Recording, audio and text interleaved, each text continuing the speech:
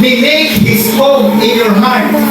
Dinideklara mo, Lord, opportunity ko ito, itong mga trials na to, itong mga pagsubok na to, so that manirahan ka sa akin, sapagkat sa aking kahinaan, mas lalong mahayag ang iyong kapangyarihan.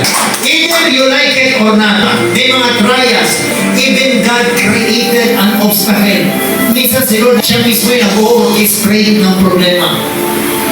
Diba? Katulad ng nangyari kay Moises nang tumawid sila sa Ilog. Red Sea. Katulad kay Joshua nang tumawid sila sa Ilog Jordan sa Joshua chapter 4. God orchestrated a problem that there seems to be no way. Para makita ng mga Egypto, makita ng mga Amalekita yung laki ng Panginoon. Sometimes there is a closed door upang makita ng Panginoon gaano ka ka-faithful.